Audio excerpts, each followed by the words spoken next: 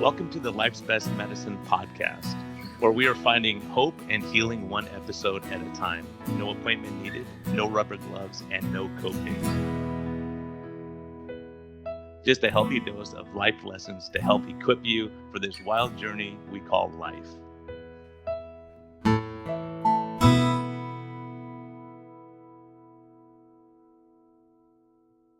Hey everyone, this is a friendly reminder that we are here for entertainment purposes only. We may not even be that entertaining at times, but this is not medical advice. Talk to your doctor, check with your healthcare professionals before making any lifestyle changes or medicine changes. What we're talking about is our clinical experience and what we've seen.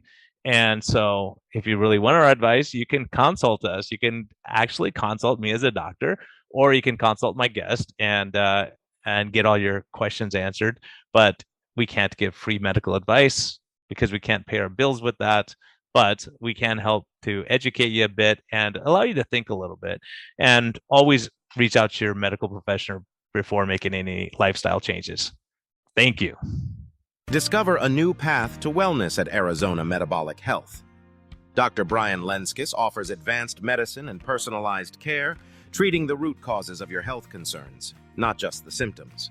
Whether you're seeking direct primary care, effective diabetes management, or medical weight loss, with a holistic approach, our team is here to guide you every step of the way. Visit ArizonaMetabolicHealth.com today to learn more about our innovative health solutions. Okay, everyone, September, kids, time to go back to school. Sorry, adults, parents, you get a little break for a little while, but still be involved in school. That's life's best medicine. Seeing your kids be successful and have a great time and have memories that they'll never forget. So be part of that. So September is the month. It's our preparation for October, November, December, where we really struggle.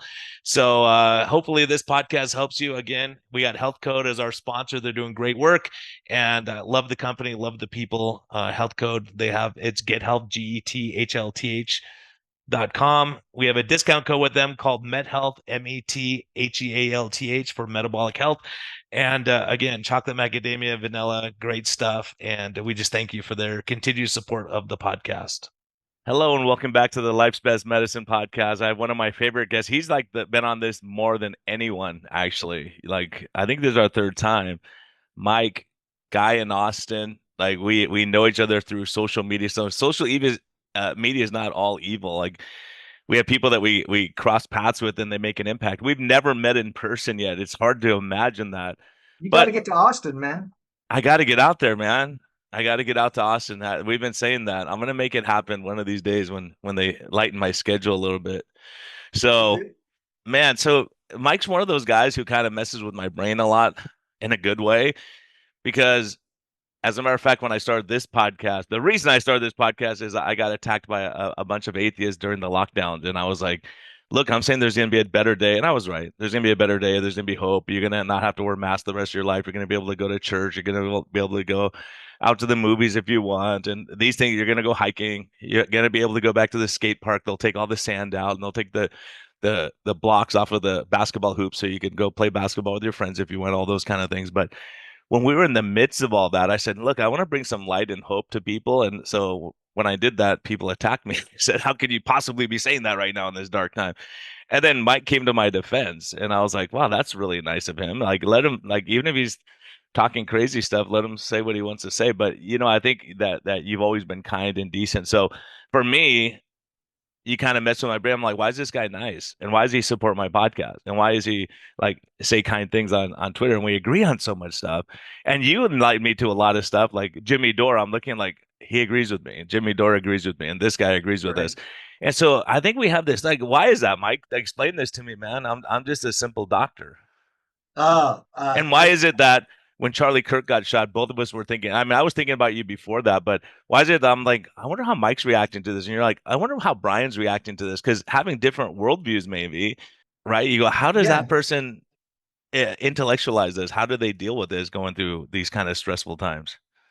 Right. One of the things that you sort of have elaborated on in previous interviews is that we are, in a lot of ways, opposites. You're in that blue state of California, or you were when we met. Now you've moved to Arizona, but I'm in that red state of Texas. But I'm what's called, I call myself a leftist because I still believe in what I consider leftist values, which is the values of ordinary people. That is, let's privilege what's best for ordinary people, not for the elites. That's what draws me to what is called leftism, although that's now associated with a whole host of neoliberal values that I have no interest in.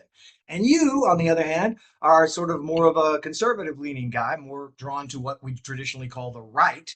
And we're living in, so you were right leaning blue state, I'm left leaning red state. You're a very deeply religious man. I am intellectually an atheist, although emotionally I'm very sympathetic to people like you.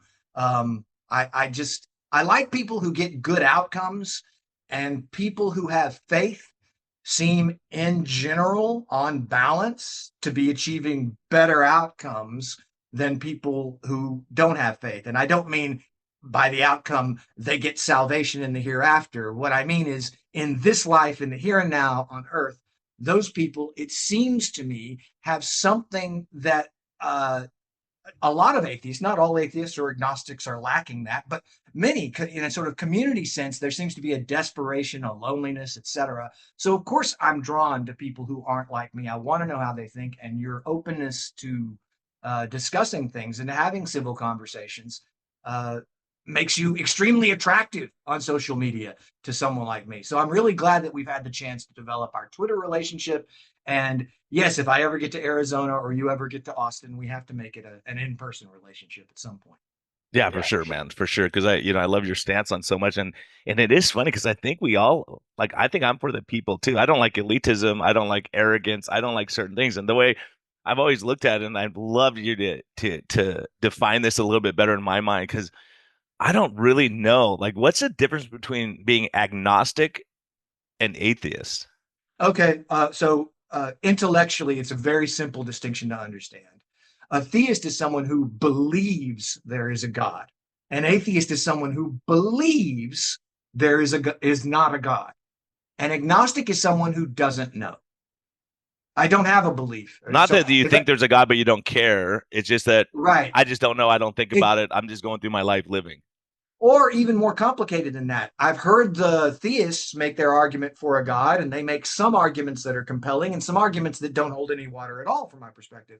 I've heard atheists make arguments against a God, and they have some arguments that are compelling and some that don't hold any water, from my perspective. So, as an agnostic, I'm going to just say, I really don't know. The jury's still out in my mind on this question. I'm just not going to start by saying, no, I emphatically reject the idea of a God. I'm not going to start by saying, yes, I emphatically insist there is a God. I'm going to start by saying, look, I'm just a human. I'm trying to process the information from the universe. And the hard point for me, the agnostic, the appeal of agnosticism for something like me is basically gets down to the simplest rejection of the idea of a creator. If you're a Christian and you're overwhelmed by or any kind of theist, and you're overwhelmed by the beauty of creation, and you should be, creation's an amazing, the universe is an amazing place, and our world is an amazing place. That's fantastic. And you should celebrate it. And some people have an instinct to say, well, this couldn't just happen on its own. Someone had to make it. And what you're doing there intellectually is you're saying, I don't have the wherewithal to explain how this world could come into existence. So what I'm going to do is posit a creator who brought it into existence. Well, okay, from the perspective of an agnostic or an atheist, the problem there is you had this really complicated universe that you couldn't account for. And the way you accounted for it was to make up an even more complicated, even more inexplicable entity called God that now made it. Well, you haven't escaped your problem. You're back to, well, what beautiful, wonderful thing made God?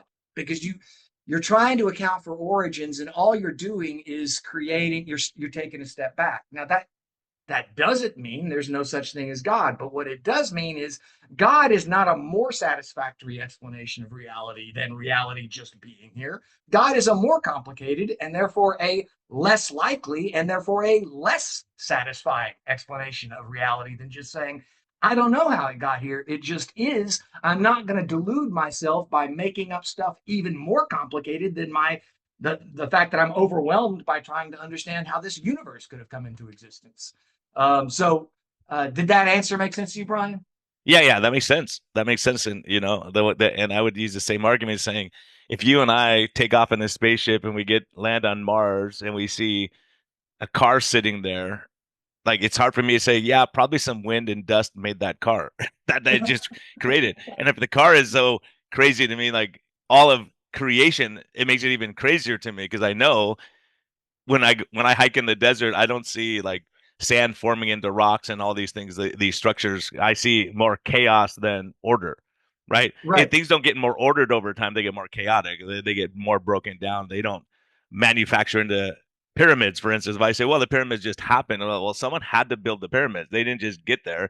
Whether it was aliens or whether it was some crazy technology they used to have, I have no idea, but I know they're there. I just don't know how they got there.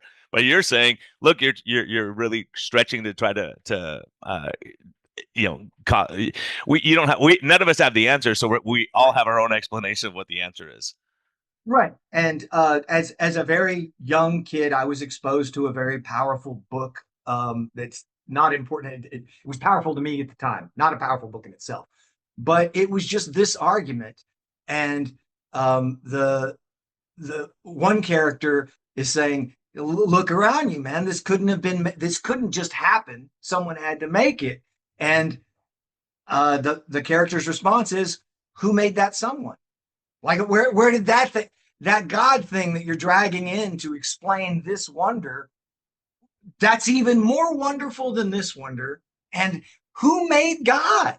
Oh, no one? God made himself? Oh, so the most perfect, all-knowing, all-powerful thing in the universe can just make itself, but we can't believe in evolution. And by the way, Brian, just the argument between evolution and creationism is one of the most puzzling things I've seen because I was raised Christian, and of course, evolution essentially just takes the biblical creation story and says instead of it being one day, let's just have it happen over millions of years. It's not that they're not fundamentally irreconcilable. It's like if Yeah, the that's Bible true. is I don't think they're irreconcilable for sure because I know there's, if you're a black moth and then there's coal everywhere, the black moths survive because they can hide, and right, so the white moths are going to get picked off and killed, and so there's microevolution, like where we see that happening, right? Like certain species are not going to survive. Like if there's no water on Earth, they're gone. They're going to be out, right? Like so, for sure, all these things. But there's all these stretches where you go, the transitional forms. We don't see those. They're not there. And you go, well, okay, they have to be. that's We just haven't found them yet. We're just not very good at finding stuff, and there are some really good mathematicians who have looked at that question. They've looked at the kinds of mutations that you'd have to make a sort of biologically viable specimen be a different, simply a different, essentially a different species from its birth mother. And the number of things that would have to go right um, is like it's hard to calculate. well, And I'll tell you. Yeah, I'll go ahead. Sorry, finish that thought. well, the thought is what we do know is that when a baby girl is born, the eggs for her children are already in her. We know we can dissect and we can find that that little newborn baby isn't waiting to make the eggs that will make the grandchildren of the mother that made that baby. That baby is born with those eggs. So for the evolutionary argument to make sense, what we've got is some kind of crazy platypus coming out of whatever precedes the platypus. And the platypus, at the moment it's born, already has the next generation of platypi in it ready to go. And so this is one thing, Brian, where over the course of my lifetime, I've come way closer to creationism making more sense as a story than evolution does, because yeah, we do see random mutations, but we don't see random mutations that would make you go from breathing through gills to breathing air and also having legs, right? So you lost the gills and now you can breathe air, but also you don't have fins anymore and instead you have legs. That's a whole lot of stuff happening at once. And we do see within species, you can observe evolution on what's the micro scale. You can observe the survival of the fittest and adaptation through a range of gene possibilities over time. That's not, I don't think that's in dispute, but it's one thing for a species that already exists to optimize to a new environment and change a little bit for that environment. It's another thing to go from a frog to a lizard or a lizard to a frog. Those are different ways of being organized as a specimen, and it just doesn't make any sense. So yeah, Brian, I as a kid, I was 100%. I bought the evolution stuff 100%. The older I've gotten, the more I think, the Christians have a a more satisfying explanation than this evolutionary idea that you just over millions of years, suddenly you have a viable, completely different species. I don't see how one change at a time you get from one viable species to another. You have to have a whole bunch of changes at once for that to happen. I'm not saying creation is the only way that could happen, but I am saying if it's going to happen in evolution, then evolution is doing things that we don't understand. So I just wanted to thank you for letting me finish that. Yeah. I just wanted to come No, I across. appreciate that. And I mean, when you're talking, I'm thinking, okay, and I don't think it's controversial anymore, but maybe it is. You and I talked behind the scenes a little bit. You're like, Brian, what's the deal with this whole all the lockdowns and all this craziness that we're going like some of the stuff that I was observing, you're like, is that true type thing? And when people who understand virology, they looked at the COVID virus and they go, impossible. It's Right, impossible. That's like me walking, like the analogy they use is like that's this virus is like me walking down the street and seeing an animal that has, the tail of a monkey, the ears of an elephant. Like it just doesn't happen that way in nature. It doesn't happen. Right. right. And it happens to happen right next to this lab where they're doing this kind of research. You go, I mean, you and I can look at it objectively and just say, wait a minute, this doesn't make sense. Certain things you Right. hear in life and you go, that just doesn't fit. So I think that's what we have in common. We both look at stuff and go, okay, here's the narrative. Impossible. Does this Impossible. work? Yeah. Does this work with This everything I've experienced in life? Does this make sense? Does it make sense that if you're sitting down, you don't spread the virus, or but you're standing up, you're imminently like we can look at this stuff as, and that's what I love about you is like we can both be intellectual in a way. And by the way, the guy with the highest IQ is now a Christian, just so you know, Okay. Young All right. Hoon Well, good Kim or for your something like team. that. So, but that's what that for me as a Christian, that's why I look at guys like you, like, okay, look, this is my my observations in life have been. If someone's atheist, either they don't like the rules and they go, look, I'm the one who makes the rules. No one else is going to tell me what to do. I'm driving the motorcycle. I'm not going to be on the back. Or so it's arrogance sometimes and it's pride, right? I see that a lot. I'm more intellectual than you. It's an intellectual argument saying, look, I've reasoned this out and this is all craziness and I don't believe any of that stuff. Uh, what's the other one? What's the other reason? And a lot of it, like you said, like I just don't think about those things. I'm just going through life, and I think that's why the Charlie Kirk thing hits people so hard. So many people are going through life, and they're like, "Wait a minute, that could have been me. What do I think Right. about this stuff?" And they think about it for the first time. Maybe. What do you think? What's your take on it? What was your take on everything that day? And you were asking me before we recorded, what was I doing? I was working, and I saw a little. I just flicked over to Twitter as I do between patients sometimes, and I was like, "Oh my gosh, he got shot." And then I saw the video, and in a second, I go, "That's unsurvivable. It just is." So, Right. like they're saying, well, they're taking him. He still has a pulse. I'm like, there's no way. I just know medicine. I know you get hit in the carotid artery, That's just like it. the lady on the train. You go instant fear, shock, and you're gone. There's Right. not a heck of a lot you're gonna do. So you see the same thing as me. And what were your first thoughts? Uh, well, I think the benefit of a very lucky experience with it. I hate to focus on my luck, given that a terrible thing happened to a human being. And um, of course, in discussing it, I might sometimes sound flippant or dismissive, and I don't ever want to do that, because the the real problem here, as far as I can tell, is that a lot of the people who don't regret that he was shot are very vocal about letting us know that they don't regret that he was shot. And the circumstances that made me sort of particularly uh, sensitive to this were just the way the news reached me. I've mentioned to you in the past that my wife's on the HOA. My next door neighbor is also on the HOA committee. He had to clean up some branches from a tree dying near our mailboxes. He came over to ask me if I would help him clean up the branches. Sure, I was going to go help him clean up branches on this tree. He went back inside to get his tools. I went inside to get my tools, and we're going to meet up at the tree by the mailboxes. In the time we went back inside, the news of Charlie Kirk having been shot hits the internet. He comes out to walk with me up to the tree and says, "Hey, did you hear about Charlie Kirk getting shot?" And no, I hadn't. I hadn't been on social media. Oh, wow, I didn't know about that. So then we make a couple of trips up and back to this tree. We've got to take all these limbs and get rid of the debris. We're clearing the area out. And we're working separately. And he's listening to his podcast, and I'm not listening to anything. I'm just outside in the sun getting the tree branches, which is why I'm so eager to help. Why am I willing to help you? Because this is an outdoor task. I'm Okay, you're always exercising, you're available. moving, you're out doing stuff, and you love it. I know you love nature. Yes, this is what I think it's the healthiest thing we can do. Get outside in the sunshine We're in and move. agreement again, man. This is ruining everything. Yeah.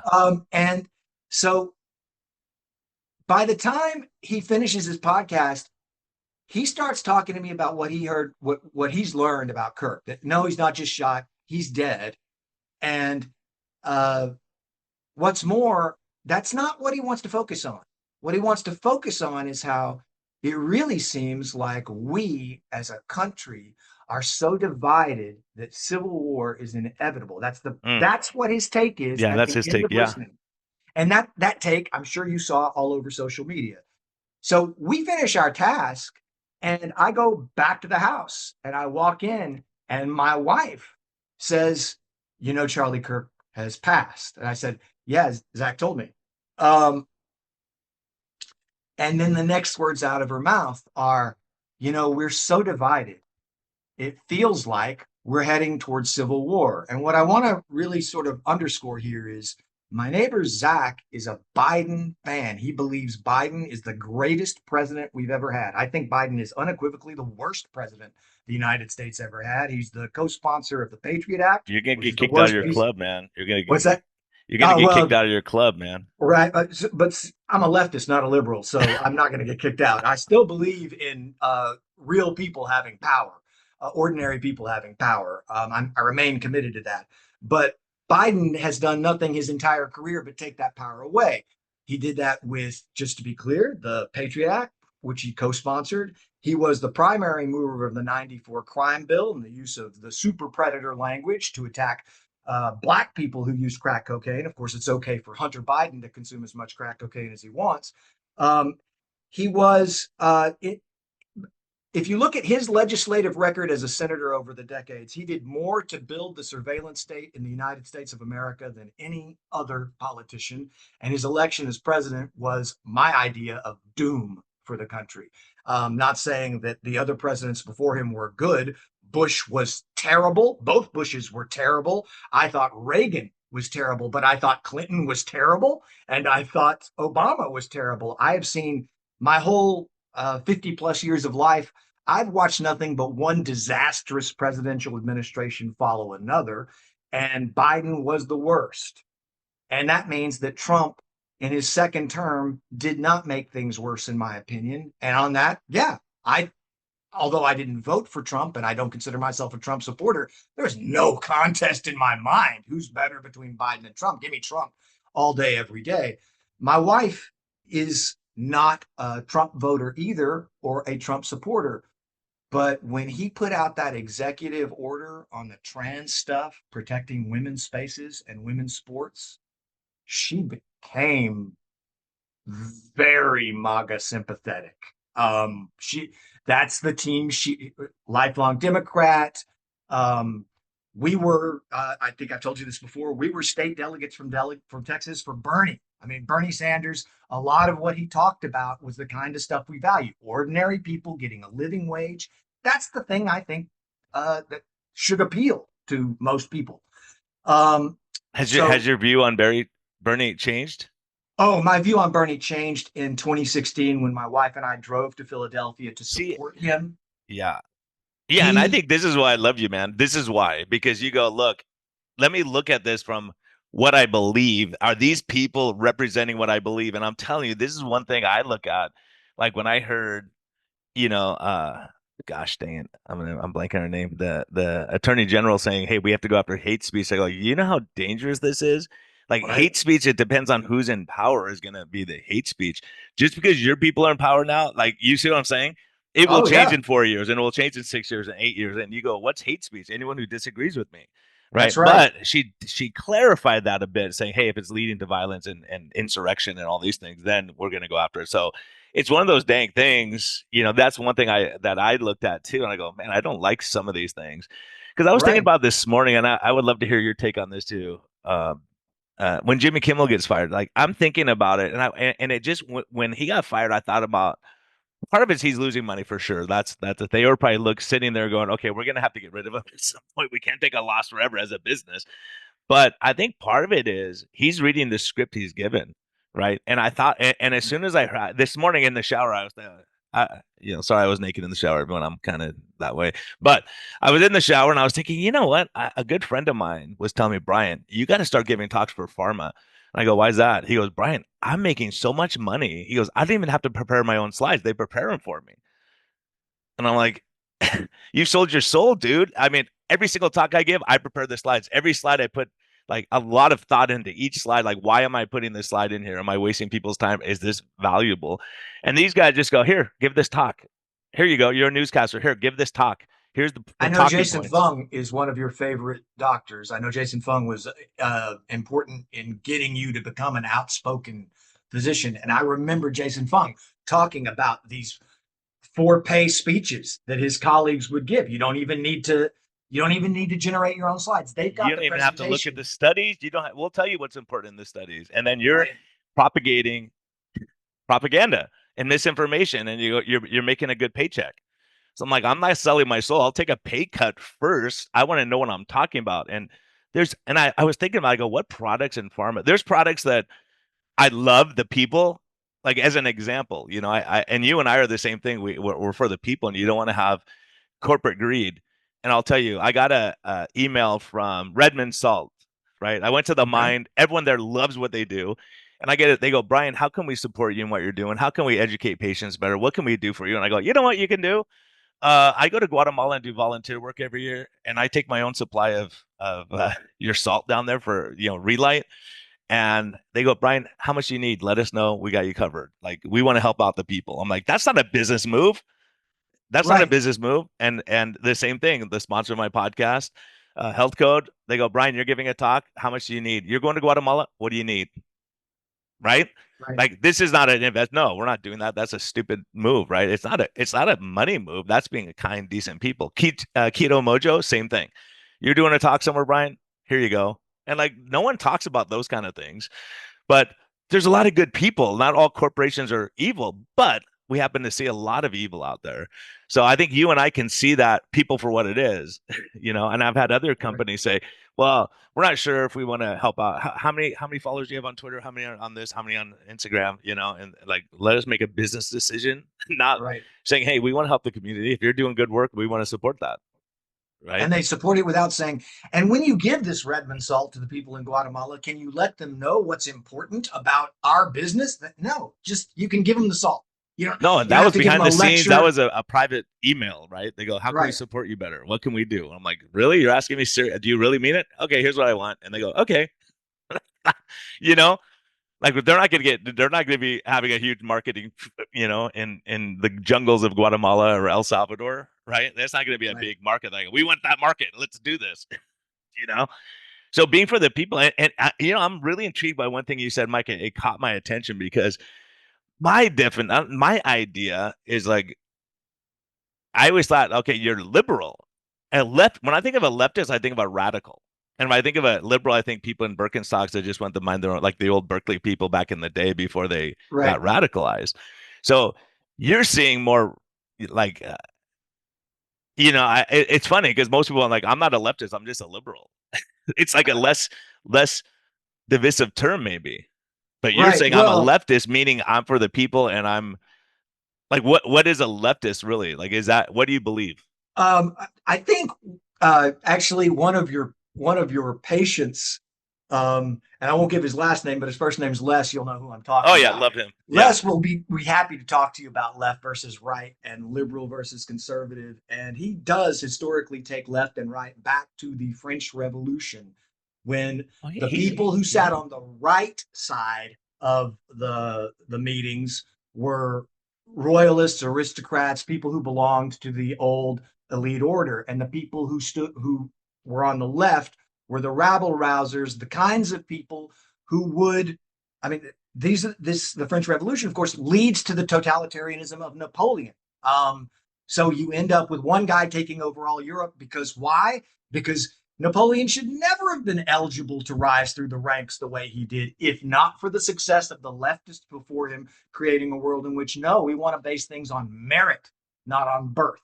So the reason I consider my leftist sympathies go back to this idea of leftism being about recognizing the merit of the people doing the work, rather than their birth, rather than being from a good family. So that's where I'm fundamentally for that. So as Um, a leftist, you're saying, hey, Trump's helping the common guy uh, as a Certainly or Trump standing up for is. women. I mean, I'm just, I laughed yesterday. I mean, I usually don't think about. I mean, sometimes things hit you as really funny, and this it hit me as funny. I don't know if you saw that Macron is. He says I have scientific proof that my wife's a woman. And I'm like, and I'm going to prove it in the American court. I'm like, how can you prove it to a court when they don't know what the definition is, Yeah, right? exactly. They don't know If what the Ketanji definition. You Brown ask them, and isn't they a don't know what a definition is. Now, how do you prove something that you don't have a definition for? right, The only it's way you could prove it is by chromosomal, like DNA is the only way you're going to prove it, right? I don't know what way he intends to prove it. It's that case is especially I want to hear the legal arguments on it's both sides to see what they say, right? Like you painting right, yourself into a major corner now. Instead of just saying, you 100%. know what, I'm not going to worry about it. I'm just going on with my life. Like you guys do it, think what you want. That is the best answer in a lot of circumstances. So to do the thing about left and liberalism, and of course I am a classical liberal. I believe classical liberals believe in the importance of free speech. They believe in not trying to control other people, not trying to centralize processes, letting recognizing that decisions should be local and contextual, and that your autonomy as a person is such that you, given your background, your circumstances that you're in, your desires, are the best person to make decisions for you. Um, and So you're a to protect that, conservative. what's that? So you're a conservative. Well, actually, I just defined a classical liberal, but the problem with what liberal means now is we saw this happen during the Clinton administration. Liberal became neoliberal, and neoliberal now means I am for whatever kind of social justice argument I can make to advance whatever agenda I have. So whatever my agenda is, whatever's going to make me the most money, I'm going to now say that it's a matter of social justice that we do it, and that's just it's transparent what liberalism is. Um, it's not about improving lives or outcomes for anyone except those invested in the liberal machine who rake in the proceeds of putting in these liberal programs. But I mean, no matter how much money California throws at homelessness and its liberal desire to help the homeless, you don't get a reduction in the number of homeless people. What you get is an increase in the salaries to people in the homeless NGOs. That's what you get.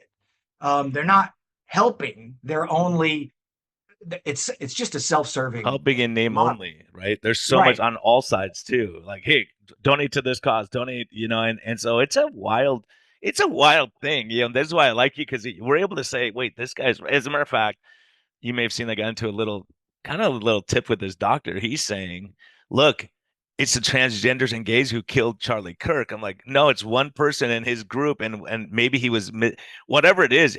You can never paint with a broad brush and say all liberals did this or all conservatives are Right. this way.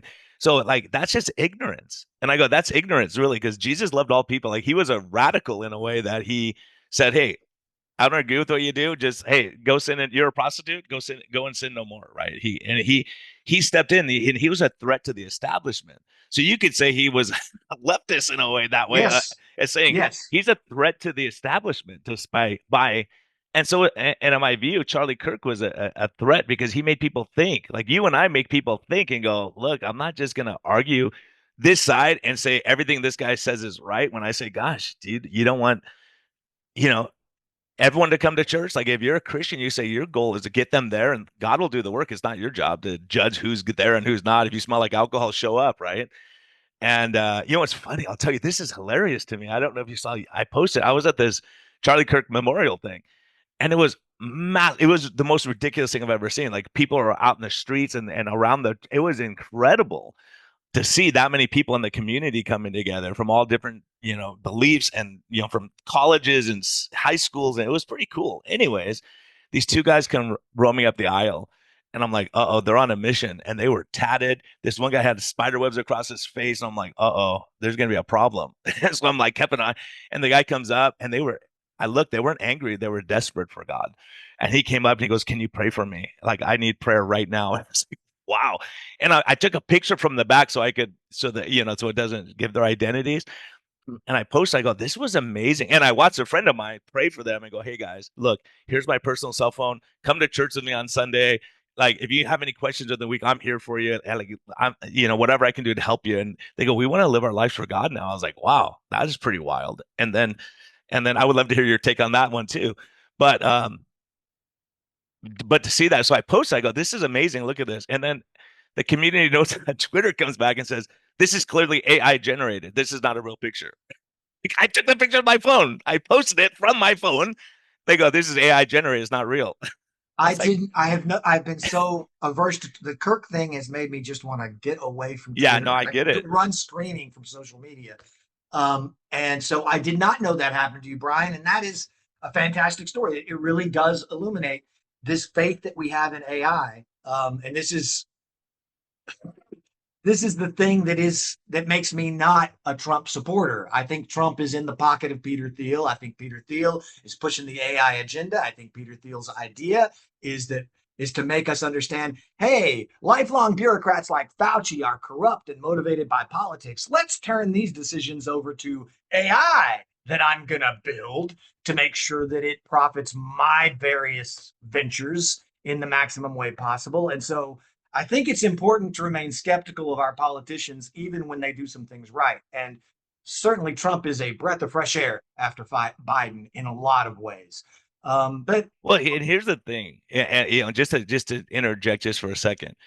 Uh, I, I've had discussions with people, and there's some people go, he's just pure evil. I hate him. I wish he would die. Like really, like saying, how can you possibly? And I've never publicly said, hey, I'm a big Trumper and all this kind of thing. So I believe in conservative values. I believe that we should be able to make our decision. I think we align so much because I'm like, you know what? Does the government belong in marriage? Does the government belong in all this stuff? Like, let's get them out of all this, our business, and let us decide what we want to do. Not let them decide what hate speech. You and I are smart enough to go, this is hate speech. I don't like this person. Unfollow, right? I don't want to hear what right, you're saying. I don't agree with, not that I don't agree with you, but you're being hateful and mean.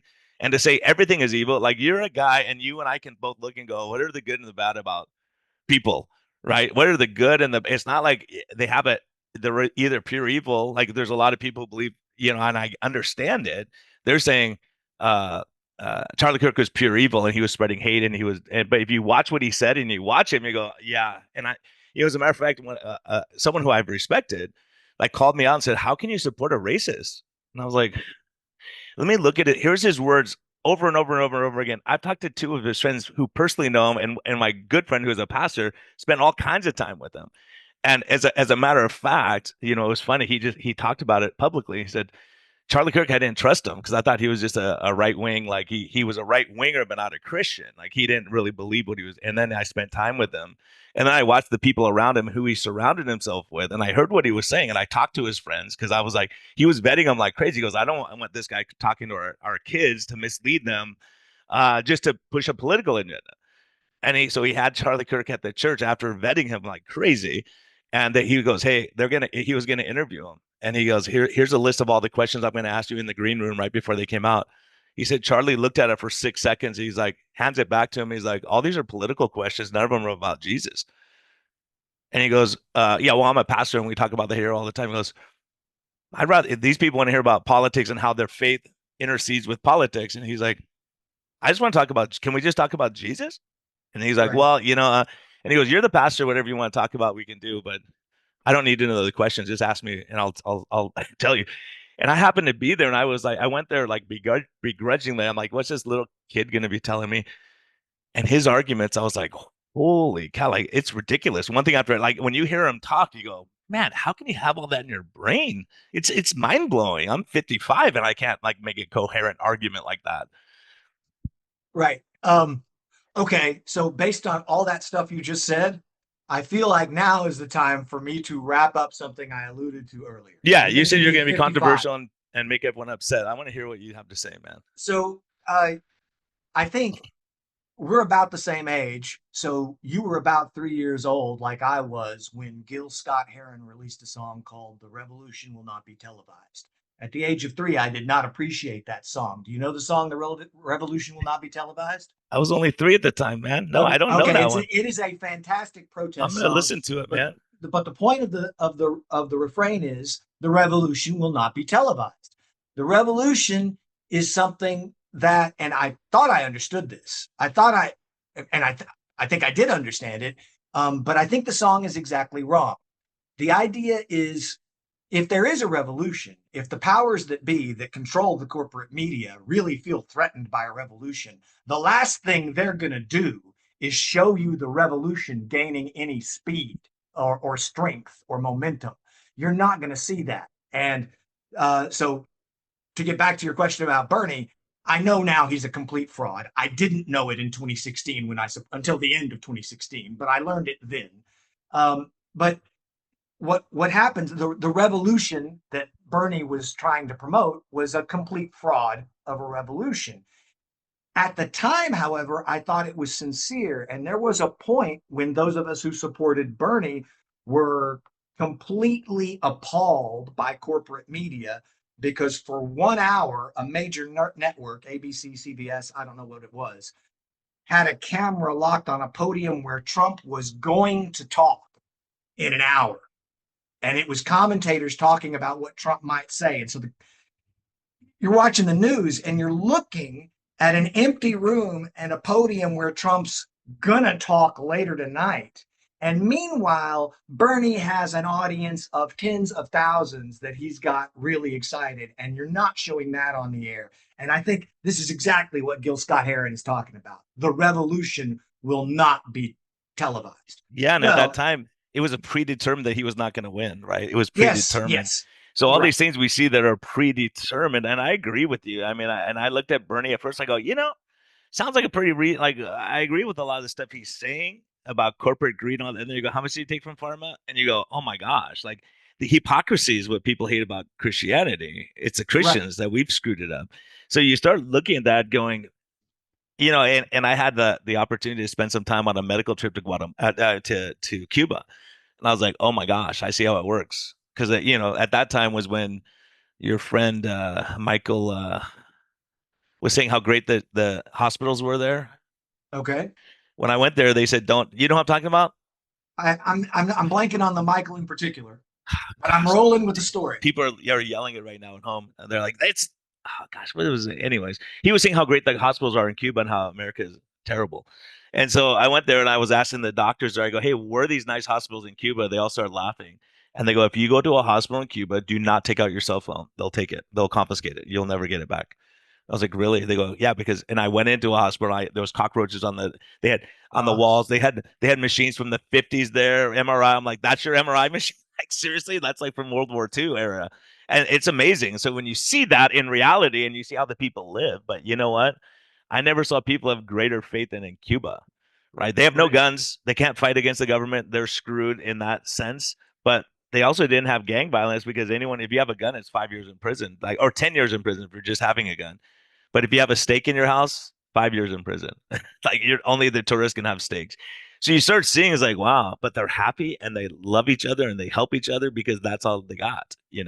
So it was Right. really an eye-opening thing for me. And the ironic and funny thing was we helped out a lot. We took a lot of money. I would be in jail if they knew how much money I took down. I didn't realize what a big deal it was to get cash down there to the pastors so they could build their churches. Um, anyways, the faith I saw, I was like, oh my gosh, these guys, like these kids are in there. It was Easter Sunday, and these kids were praising God up in and I was thinking, it was like hell. It was so hot and humid, and I was miserable. And I look up at these guys, and they're just full of joy, sweating everywhere, up in the balcony where it's really hot. And the pastor, when we left, said, I'm praying for you guys. Like, oh, thanks. What are you praying for? He said, persecution. I go, really? He's praying for persecution. He goes, yeah, then you'll know what you really believe. And I was like, Uh, makes sense because if people go to church right now and they go, oh, it's too far to park, they go home, forget it, I'm done. Those guys will give up their life to go to church and they know the risk, right? Like kind of like Charlie Kirk. So I have to ask you, so how do you justify the people who say they're happy he got killed? Like the people who are celebrating on social. I know you're off social media, but is that a leftist? Is that liberal? Who are the people who celebrate someone else dying? so I genuinely believe this is an easily recognizable symptom of the ascendancy of the hyperreal. And this is something that I tweet a lot about. A lot of people don't follow the argument of the hyperreal. It's from a French philosopher named Jean Baudrillard, the idea, but it's a very simple idea to understand, which is that reality should be the arbiter of disputes. So you go to Cuba and you see what the real situation in the hospitals are, and you say, oh, that other stuff that I heard, that was propaganda. And the reason that I know it was propaganda and not real is that I'm physically here in a hospital and I'm looking at it, and the evidence of my senses confirms that this is not what I was led to expect based on the propaganda. So you became, in that instance, a victim of the hyperreal. To the extent to which you believe the propaganda, the reality of that hospital that you had not been to was displaced in your mind. And this idea of displacement is fundamental to understanding how the hyperreal works. The hyperreal doesn't replace reality. It's not that you live in the hyperreal instead of reality. The hyperreal displaces reality because you give it more attention. So if you spend more time in your life looking at computer screens and television screens than looking at the sky and the ground and the ocean, if you spend more time, more conscious moments on screens than on reality, then that screen reality won't replace your reality. You still live in a real house that has 3 dimensions, but it will, in your consciousness, displace that reality. This is uh, the wonderful argument here is that our eyes are part of our brain, and things that seeing is believing. Things seem true and real to us to the extent that they are vivid, not to the extent that statistics bear them out. If you can present me an image that's memorable and vivid, and the image of Charlie Kirk being shot is just such an image. It's just such an image. It has, I'm not saying it didn't happen in reality, but it has the hyper real quality of extraordinary vividity. It's something that we feel like we have to pay attention to, and that we must, in the face of something so horrifying, form some kind of an emotional judgment. We must feel some way about it. And of course, for anyone who's willing to be objective and dispassionate and just think about the human situation, you're going to say, oh my goodness, that's a person minding his own business being murdered, and that's a bad thing, and I'm against that. I don't care. I don't care what he might have been saying at the time or at any other time. That's not the way. That's not the reality I want to live in. But here's this vivid image. Oh, it is the reality you live in. Well, it's not the reality everyone lives in. Not everyone gets shot like Charlie Kirk. And here's the twist on the hyperreal, that if you can get this, you can really see the value of what Baudrillard has to tell us. If I take something that's anecdotal or exceptional, like this incident that happened to Charlie Kirk, and I focus on it, I spend time looking at it on the screen, listening to commentators commentate about it on various screens, and I think about it way more than I think about how, of 100 people, the first 100 people that I know in my life that I could name, not one of them got assassinated. Not one of them. I'm not thinking about those people because I'm not seeing them. I'm caught in this bubble looking at the anecdotal exceptional case. And so when you look at the anecdotal exceptional case far more than you look at the typical reality that's out there, that anecdotal exceptional case displaces your sense of the reality, and you start to live in a world in which this thing that is just one thing that happened in a world where millions of things happen every second, this one thing becomes all consuming to you. And so this is where I felt very lucky to come back from my conversation with Zach. Hey, I think we're on the brink of civil war. Zach, Biden fan, saying that. I come back, and my wife, definitely not a Biden fan, and and although not a Trump supporter, does not have the TDS that you see in my neighbor Zach. And Well, what you does can she sit, say? you can step back and you can say, let me look at the whole picture. Like, That's you know, I can look at stuff and you go, what do you really not like about Trump? For me, Warp Speed was a total freaking disaster. It's a total sure. disaster. You need to have some kind of detachment. But the point is that no matter, even though the whole point of this argument is, I think we're on the brink of the Civil War, and both my wife and Zach think they're on opposite sides of the Civil War. The people who think it's a tragedy that Charlie Kirk was shot, and the people think it's probably a good thing because he was spreading hate. Because, and this, I know people who say this, he's a Republican, and Republican means you're a racist. I don't know how that happened, but in their minds, the reason you would be a Republican is because you're drawn to Trump because he's a white supremacist. What's your evidence for that? Everybody on CNN says so. That's the hyperreal, taking the plate. That's displacing reality. It's not. I can't point to evidence that Trump is a white supremacist, but I hear it a lot. I see a lot of people making the claim. It's a very vivid claim in my mind, and I'm comfortable repeating it even if I have no evidence for it. So you've got two people, my wife and my neighbor, who are supposed to be on opposite sides of this civil war that's about to erupt. And even though they're on opposite sides, why are they both using the exact same words to predict the exact same outcome? And It's this is what you're because, talking about is dividing people, right? We're really good at dividing. COVID, you had the vax, unvax, right? yeah, a You had 100%. this, and you go throw them in camps. We don't care. And you go, that's what happened in Nazi Germany, right? You know That's that. Like that's what I mean. All these things that you're against, and now the more I'm around, the more I get it. I get Nazi Germany. I do get it from this standpoint.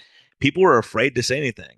So when I take a stand on something, I'll have 4 or 5 people text me and go, "Hey Brian, you know I support you, but I can't say anything publicly because of my job, because I'm doing research or whatever it is." I believe, but they don't have the courage to say, "Hey, look, here's what I see as right and wrong. Agree with me or not? I don't care. Doesn't matter to me. I'm not trying to win a popularity contest. Like when we saw things in COVID, this is about saving lives. And you say, right. this is crazy. We saw the ramifications. Guess what? We're living that out now. Like, you close down the churches and the synagogues and the mosques, and no one can, you separate society. And then And it maskers wasn't versus non-maskers, they both think the other side's crazy. Instead of saying, hey, why do you wear a mask? Oh, because it makes me feel less self-conscious because they're used to these kids. I'm telling you, there's so much, and you assume why they're doing something. That's why I like to go to the source and go, okay, are you a right. racist? And that's why I went to friends of Charlie Kirk. I go, is he a racist or was he a racist? And they laugh and they go, Brian, I'm black. He gave me money to help me get started. He did all these things. Like a racist does not do those things. So the Right. evidence is, but I could take a 10. So I had people sending me a 10-second clip, Yes. and you go, that 10-second clip, let's listen to the 1 minute clip and see what it says. You go, oh, he was quoting someone else, or oh, this was so this is what happens. We purposely are misled or we mislead each other on social media. It's like that's why I like the long form, because I could take one thing you said here and put it out of context and go, look how crazy this guy is, Right. right? Until you hear the That whole is context, you go, oh, that's the point he was making. so okay. You mentioned masks, and COVID is a wonderful idea. I wrote about the hyperreal for my dissertation, and I had to demonstrate to my advisors that I understood it, and intellectually, I had to do that. But I didn't see it in the world. It was supposed to apply to Soviet Russia and Cuba. The hyperreal is where there's propaganda and people believe something that's not true. When COVID happened, I thought, oh my goodness, this hyperreal thing I wrote about for my dissertation, it's happening right before my eyes. There's a computer model from Neil Ferguson that says we're going to have all this stuff happen, but in reality, it's not happening. It And was even if based you on were bad information that they didn't understand, like natural immunity. He didn't put any of that stuff in there. Once you but it have it, you're not doesn't going to keep matter. getting it, and like this, right? And everyone freaks out, But panic. it doesn't matter that he's wrong, that his model's wrong, as long as all the TV stations put his projections of what's going to happen on the screen instead of what we're actually seeing. That displaced I still know people who believe that the hospitals were full during COVID. I know lots of people who worked in hospitals. Everybody was staying away. Obviously, nurses were doing choreographed dance routines. That stuff that just because the TV shows you a picture of a full hospital and says all over the country people are being turned away from hospitals, that doesn't mean it's true. So you get that thing, but to go to your masking to really illustrate the point, it is obviously insane for adults to put on a mask at the doorway of a restaurant, walk to their table, sit down, and take it off. That is obviously patently insane. That shows a complete misunderstanding of what everyone understands about fluid But if I dynamics. said that, I would lose my medical license in Yeah, California, right? And if right. I said, hey, look at the size of the viral particle in the mask, and hey, by the way, I've been in the hospital like my entire career, and I've never seen the patient and the doctors wearing a mask ever, right? Right. I've never said, let's put people on a ventilator because we're afraid we're going to catch something from them. Those kind of mentality go, this doesn't make it just didn't make logical sense. Like it's not and that's what was crazy. It was about politics. Like, oh, if you use this medicine, no, I got to help the patient in front of me. And if I talk to 10 doctors who are using it with benefit and their people are not going on the ventilator, then I'm going to take I don't need a randomized controlled trial to tell me that an FDA approved drug that I can use that for the last 50 years, no one's cared about. Now all of a sudden it's a huge thing. If you use that, you're giving horse tranquilizers to people. You know what I mean? It was just the amount of misinformation. I think that's what we have. We don't have to agree on everything. And I think what's crazy is the more stuff I go, this all makes sense to me what you're saying. That's why I go, yeah, I get it. Like why people think certain things. And when you actually live a life and you go, okay, Bernie, like, okay, in Cuba, and when I asked that question, they laughed. The doctors all laughed because the doctors don't even have, there's like, you go to the pharmacy and you go, I can't even believe there's like 3 meds in there for the whole pharmacy for the whole city that you're in. You go, this is not the utopia of medicine. Trust me. They cried when I gave them medicine. The doctors were so happy because they go, I diagnosed someone with a urinary infection. I have no antibiotics to give them. How frustrating would that be? The doctors all are taxi drivers at night to make a living. This is not the utopia of medicine, trust me. But the other thing is that when I ask them about the nice hospital, they go, "We've never seen it, but if you work for the government, go to one of the government officials. They go to that really nice hospital. It's just for them. Of course, they're gonna have a nice hospital, you know." So all these things you see, and you go, "Wow, this is pretty amazing." So I just love to hear your take on it. So I just don't know. Are these I would love to hear your take on this. How is it that all these people are showing up at church right now? Is this just emotionalism, or you think there's a God thing happening? Well, if you don't believe in God, then you can't believe it's a God thing happening. Uh, right. Well, it's not that I don't believe in God. It's just that I'm not. I'm confused by the question. So I would put myself more in the agnostic than the atheist camp. I've already It's that converted you. See, I've what's already that? converted you to an Yes. agnostic from an Yes. atheist. Well, it was the mathematicians talking about evolution that really made me think. You got to reconsider these But things. this is what I love about you is saying, look, I'm seeing like there's some things I'm seeing in medicine right now. I go, this is contrary to what I believe. Why am I seeing this? And then you figure out, oh, it's the gut microbiome. Oh, it's this. So being able to weigh the evidence instead of you saying I'm an atheist and I'll always be an atheist and that's it, saying, hey, convince me, right? Right. Show me stuff that will and that and so I'm sorry, I didn't want to interrupt you, but that's I think you and I have the ability to look and go, well, what I believe to be true, this guy's messing up my paradigm a bit. Like you That's mess up my right. paradigm on things, right? There's that fundamental Feynman question, right? If the experiment shows that your hypothesis is wrong, you don't try to come up with another experiment that shows that your hypothesis is right. It's time to reject that hypothesis. If the experiment shows that your hypothesis is wrong, you need a new hypothesis. That's it. It's done. We're not looking, but if we did the experiment this way, it would still look like it's support. I don't care. I just did it this way and it disproved my hypothesis. I need a new hypothesis. So Instead of saying what we're doing in medicine now, this is what people, it's really important to hear this taught that what Mike's talking about is, for instance, if I say, well, this is true because it says it in the Bible, and I go, well, Mike doesn't believe in the Bible, so okay, I can't make that argument.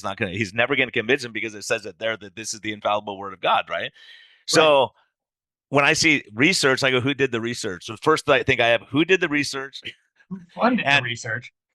why did they do the research? Why are you looking at this topic? And uh did you already have your mind made up before the study was done? And all the time they say, let's make this study fit what we want the conclusion to be. Yes. It's happened multiple times, multiple retractions, and you go, man, they had an agenda. Now, 2 years later, 3 years later, they retract that.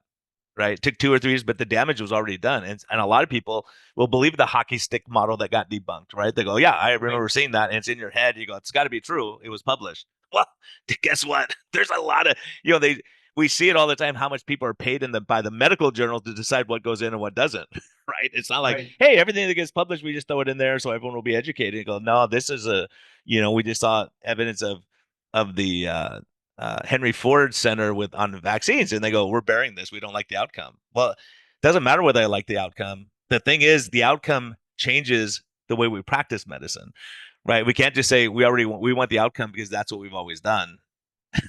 See what I'm saying? Yeah. And so, I, yeah, I it's amazing. That's why we see stuff and you go, what do you think? Like we can bounce things off each other and go, behind the scenes, you and I, you go, Brian, is this true from like, are you seeing this in your clinic or not? And I'm like, yep, that's what I'm right. seeing. Right.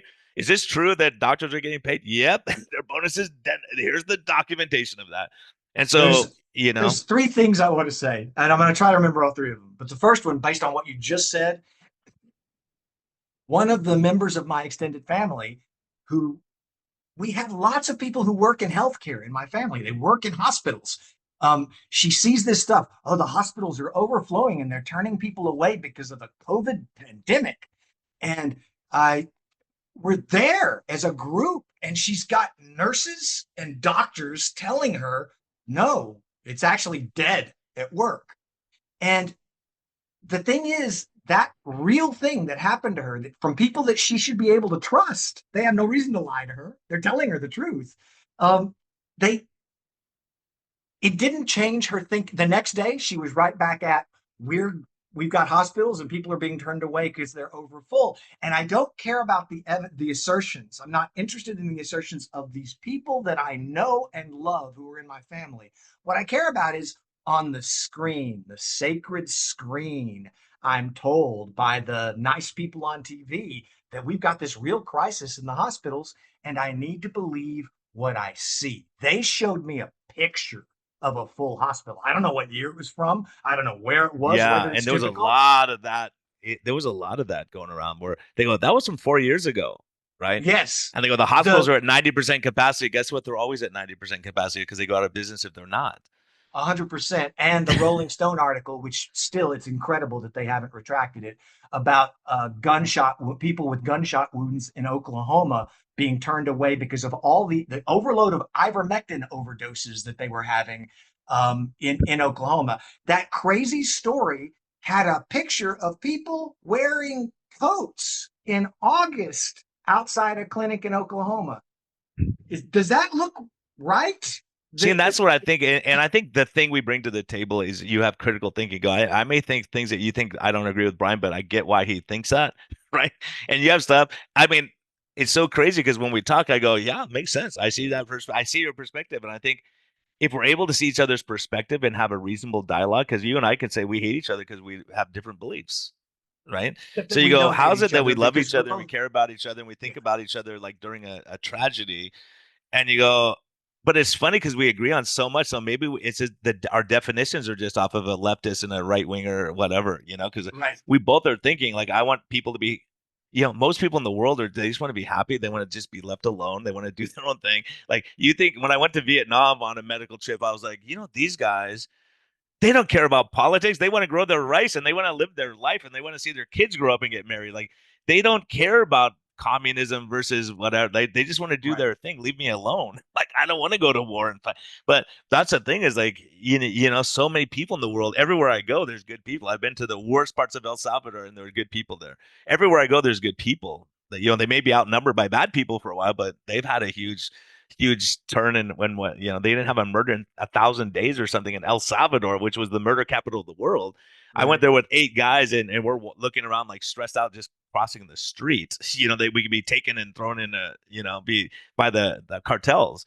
But now the cartels are gone, right? They cleaned it Mhm. up and you go, wow, it's amazing what can we do? Like we want to have a society really where we can walk down the street and not be mug shot, right? Beaten up, Right. hated because of our blue hair or whatever it is like, yeah, so many people I look at them and go, man, this person is going to be wild. And you talk and you go, they're super cool. Like, we've seen people with tattoos all over their face and blue hair and all this crazy. And you start talking and go, well, this is a really nice person. I really like this person. We have to get past And that. We have to get past the thing. you And have to that's get it. out and meet Yeah. the people and interact with the people in the real world and understand that the people are not the characters, the caricatures that we see on the news. That I may have a chance to wrap that thought up, but what I want to get back to is to your Oh, sorry, question. man. You got 3 Your thoughts. You got one out. Let's go through your 3 and I'll shut up. your your You get question me was about excited. what do I think about the God resurgence, the church stuff. And what I really want to recommend is that if you know Nick Hudson of Panda, are you a follower of Nick Hudson on Mm-hmm. Panda? Okay. Yeah. I I would love to see you do an interview with Nick Hudson. Please reach out to him and see if you can make it happen about his take on religion versus spirituality. This is one of the interesting questions that comes up in interviews with him from time to time. And people will say, "Are you religious?" And my understanding is that he's not that religious. And people then want to put words in his mouth. But you're very spiritual. He's like, no, it's not spiritualism unstructured by religion that he wants to promote. But what he sees, whether he himself is religious or not, is that religious communities provide value for their civilizations. And it's not, I believe in God, but I don't go to church. No, it's I go to church, I do the rituals, I participate in the community, and that has value. And I suspect, and I'd really like to hear him explain more about why. First, I'm not even sure how religious he is. I'd like to, if you could ask him, I'd love to know how religious are you, and how religious in the sense of practicing rituals do you think it's good for a society to be? I'd like a straight question on that. But his answers are always very elusive and elliptical. And so I'd love for you to follow up on that. But I think what he gets to with his point is there are habits of mind and behavior that religions inculcate in their adherents.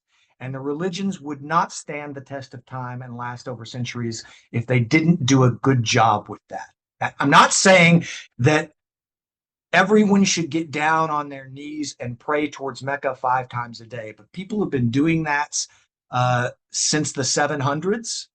And so for people to be doing that, I suspect there's some value in that act of 5 times a day, taking a moment to remember something about this life is sacred. And I'm going to Mm-hmm. get down on my knees and pray. And I do push ups in sets. And every time I get down for a set of push ups, I think, man, this really feels good on my back. Just the act of getting down on my floor, bending my back to get down on the floor, I think, this is good for me, not just the push ups. The assuming the position is good for me. And this is like what I see those Muslims do when they're praying towards Mecca. I wonder if that thing that they do has real value for people who are Muslim. I wonder if Christians who go, or Catholics who go to confess to another person, who have someone that they can talk to about the things that give them pause and question in their lives, I wonder if that brings a sort of psychological value to the church that helps explain why it's been around for 2,000 years. I wonder if these rituals are helpful. So I'm asking you to please reach out to Nick Hudson and plumb the depths of this question about religion. Okay, the last Awesome, man. the Thank you. third point, and I'll try to wrap it up as quickly as I can, is What I thought people would become upset about is I'll use masks as an analogy before I get to Kirk. On masks, it's crazy that you wear a mask, especially outside when radioactive waves from the sun would kill whatever you're exhaling. Or in And your what you've car. done is you've protected those particles from the sun by wearing a mask outdoors. It's absolutely insane that we do that. And yet, I know people, hundreds of people, presumably, but dozens to whom I've spoke about the question, who say, I don't wear a mask because I think it works. I wear a mask because there might be someone who thinks it does work, and I want them to know that I'm an ally. And and so what I True. want you to what I It's because what I I care really about want to other dwell people. in. That's why I do it. And if you don't wear it, you don't care about other people, That's right. I have empathy despite for the other evidence. people. All right. So now let's take that to the trans issue. That gentleman with the beard prefers to be called she and her with pronouns. Can't you have some empathy and do what that nice person wants you to do? Okay, I think empathy isn't always short-sighted.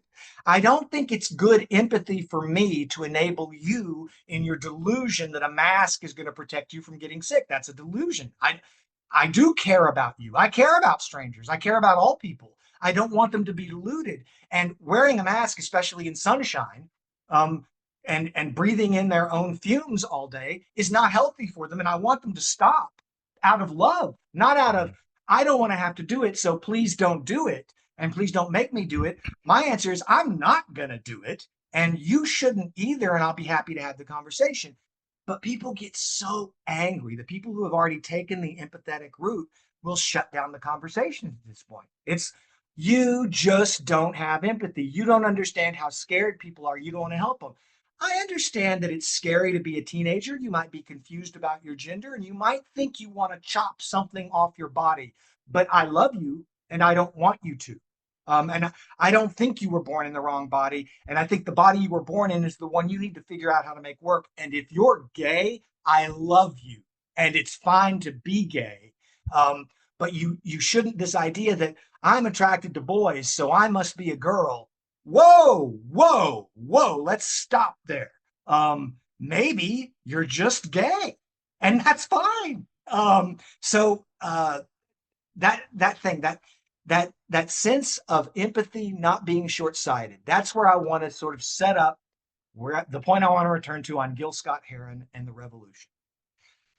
I was convinced that the revolution would not be televised because the whole 50 years I grew up, I saw increasing numbers of people being alienated from the state. They had no voice. Their politicians don't do anything they want them to do. The regulators don't protect them. They're all in the pockets of corporations.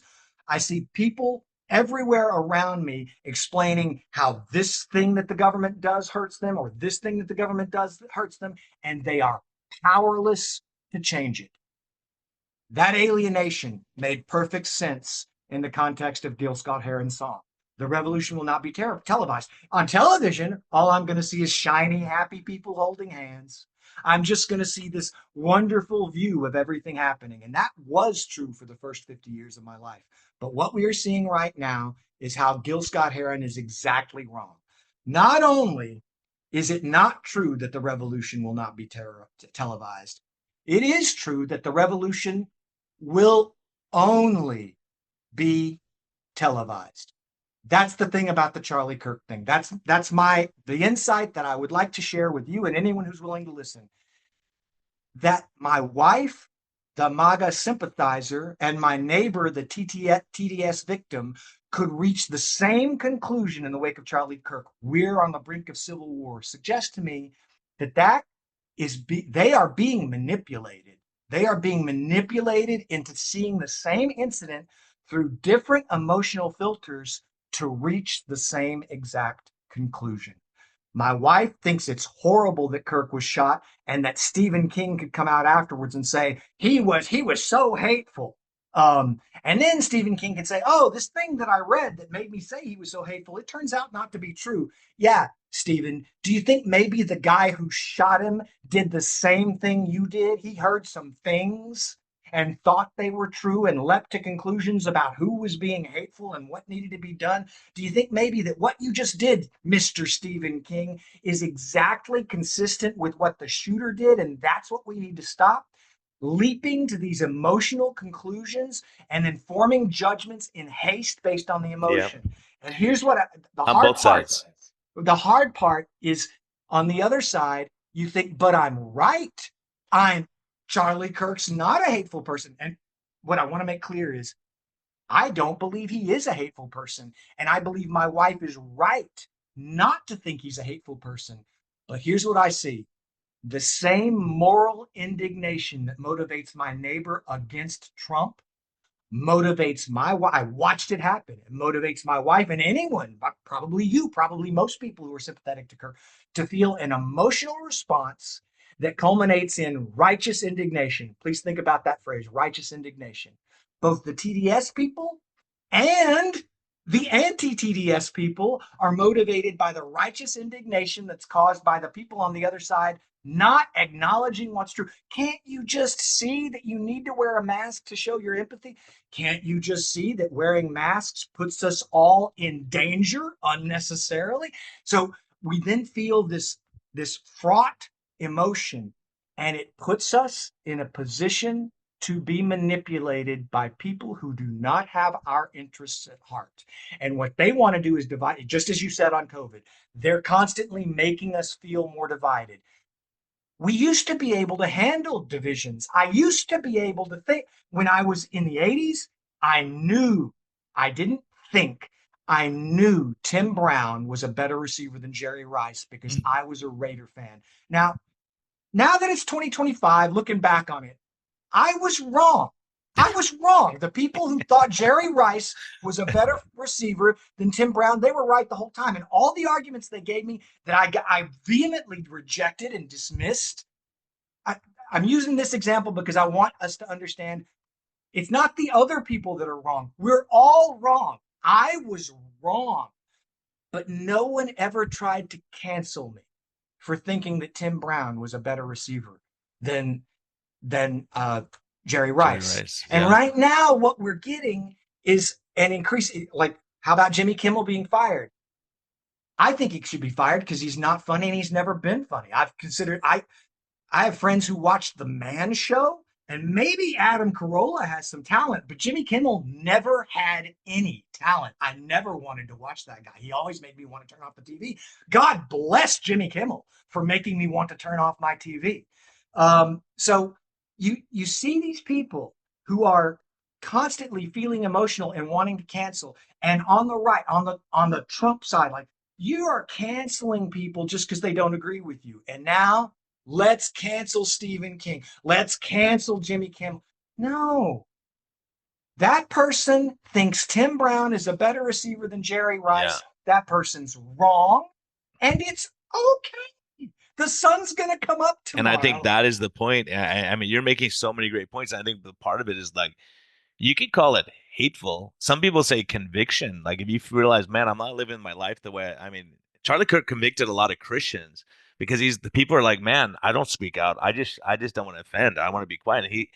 And as a matter of fact, he did talk. He goes, we have too much empathy, meaning not enough sympathy. Where we have sympathy, go, yeah, I get where you're coming from. Like, there's the point after point where you hear him talk, you go, okay, he did not hate gay people. He would just say, hey, look, the guy would come up and say, I'm gay and I want to be a conservative. What do you think? He's like, are you a nice person? Do you care about others? Do you want to help your fellow man? Do you think the government needs to be out of stuff? Do you believe in secure borders? Do you want to be safe walking down your street? Of course. He's like, then why do you lead out with that you're gay? Do you think I care? Does it matter to me? That's between you and God or whoever you want to deal with. Right. Of course you're welcome in this conservative movement, right? Because you hold the values that I believe in. And so time after time after time, people are offended because you go, man, you make Jesus offended a lot of people because he's like, hey, go ahead and throw the first stone if you're without sin. So I hear all these people saying, and I go, who is your perfect leader? Who point to one man ever leader? You go, perfect. They didn't just say the wrong thing ever. They never said, something they wish they could have. I mean, if you take 10-second clips of both of us, people go, these guys are both absolutely insane. Look at all these clips. Right. They go, let's look at it. No one wants to look in context. As a matter of fact, I just had an ethical dilemma that I did a poll on because I had a patient who says, I'm demanding because Kennedy's going to take the COVID vaccine away. I want it. I want you to write a prescription. I never wrote a prescription for one COVID vaccine in my career yet. Thank It goodness, was between man. the Thank pharmacist and my goodness. patient. I go, look, I'm telling you the risk and benefit. In California, I could lose my medical license for talking about the risk and benefits. For doing my job, I could lose my license, That's right? And I knew that. That's why I'm ridiculous. licensed in Arizona because I'm like, you know what? This is crazy because I have to agree with the governor, and he's not a doctor. Shouldn't I have a little bit of say in this? I don't tell him how to, maybe I do tell him how to run the state because I go, there's a lot of stuff I would change. But you go, huh? So I was like, huh, this is because I believe in patient autonomy. That's why Right. I was against the mandates because it's patient autonomy. If you want to be an idiot and die, if I think this is saving your life, then that's on you. I can't force you to do something at your will. We learned that in the Nuremberg codes, right? You Right. can't force experiments on people, and it was an experiment. I go, I can't give you long-term outcomes on something we have no long-term data on. I just can't. People get mad at me, but I go, that's the truth. And people go, it's safe. It's fine. Don't just shoot it in your body. You don't need to know what's in it. It's fine. I'm like, wow, that's scary to me, man. It may be fine, but I don't know. Right. And so patient autonomy, I believe in, but I also believe first do no harm. So if I know something can harm you, do I recommend it and write the prescription for it? Right. Even if I don't believe in physician assisted suicide, I'm like, hey, those are people. If you really want that and you don't believe the same as I do, then you go over to that person and you can talk to them about it. Right. I Right. mean, But you're not going that route because you have to do what you think is best based on your thinking about the situation. And the patient has to take your advice as their doctor, and then the patient has to do what the patient thinks is best. And this and is yeah, and fundamentally what we believe is that people need to be empowered to make their own decisions about their own lives. And any attempt to curtail that power is probably a suppression of their rights. yeah, and I'll tell you, I learned a lot. Like so many things we learned going through life, like these examples. Like for instance, I'll never forget it. It was a guy. He was a biker dude. He had a swastika on his chest. My attending is Jewish. Who has to save this guy's life? Right? I mean, clearly he was not really. He's like, he's the guy ends up living, and we had judgment of this guy, and the guy first thing he says, his big beard, and you could tell like he's a rough dude. He goes, "Oh my gosh, I'm so humiliated. I never show people my chest. I was a stupid kid when I had this. I've been trying to get this, saving money to get it taken off, just so you guys know. That's not me." And like, when you talk to this guy and see what at night, you're like, wow. Like we all judge him. We're all like, okay, if he doesn't make it, he doesn't make it, right? But you learn like and that's why when I heard all these nurses celebrating someone dying, you're a nurse, and she goes, stories like, yeah, if he came to I wouldn't help him, and if you're not vaccinated, you can't come to this hospital. Like, that was the one thing with Jimmy Kimmel when he said that. Sorry, if you're not vaccinated and you die, that's on you. It's like, wow, that's not accepting and loving and kind. It's just No, not. So anyways, as a doctor, you take care of the patient in front of you. I don't have to agree with your religion, your sex, your whatever, but I take care of you as a human being. And so if we can get past that and say, there's a human being in front of me, I'm going to be kind and decent. And like you said, sometimes being kind and decent is saying stuff you don't want to hear because if you're drinking a fifth of vodka every day and you have cirrhosis, like you're dead already unless you change. You got to change what you're doing. I can't say, well, if you think it's fine to drink, go ahead. Yeah. Despite the evidence of your liver failing and you have an ulcer in your gut that's bleeding all day. Because out of love, you want people to be on the right path. Right. right. So, and I think you and I see it the same way. It's like we have to look for evidence against what I believe and not be afraid of this censorship in cancer culture. This podcast was taken down 4 times by interviewing doctors about what they were seeing, and they had the clinical evidence to support what they were saying. So to say that's medical misinformation because you work for YouTube, you're the expert on something that Right. we've never That's seen before, and you know better than we do, and all the evidence is showing we were right. I've never got a right. call from them saying, "Hey, you know what? Let's put that episode back up. That was factually correct now."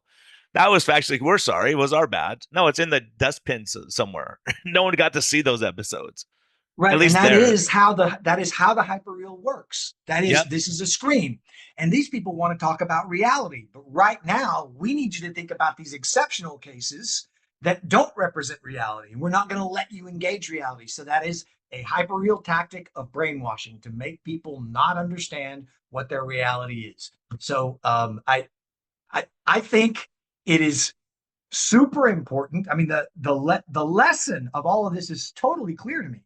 I came back after the Charlie Kirk shooting, having spent about an hour picking up tree limbs and putting them into various containers.